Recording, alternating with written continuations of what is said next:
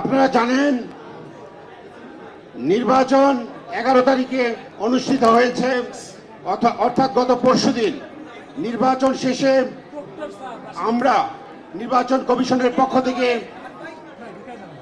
আমরা বুথ গণনার কাজ আপনাদের সহযোগিতা নিয়ে চালিয়ে গিয়েছি। আমরা এর মধ্যে আমাদের বিশ্ববিদ্যালয়ের একজন শ্রদ্ধেয় সহকর্মী জান্নাতুল ফেরদৌস সহকারী অধ্যাপক এই ম্যাডাম আমাদের ছেড়ে পরপারে চলে গিয়েছেন। সে উপলক্ষে আমরা 1 মিনিট এই ম্যাডাম নির্বাচনের কাজে আমাদের সাথে সংযুক্ত ছিলেন। তিনি পুলিং অফিসার হিসেবে দায়িত্ব পালন করেছেন। আমরা একই সাথে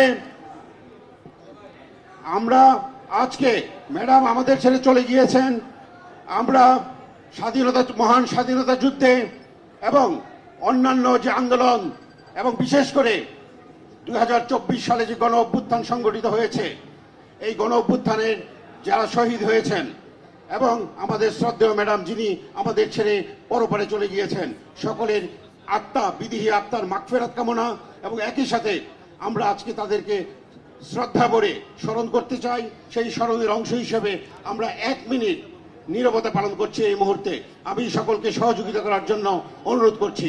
1 মিনিট নীরবতা পালনের কর্মসূচি শুরু হলো।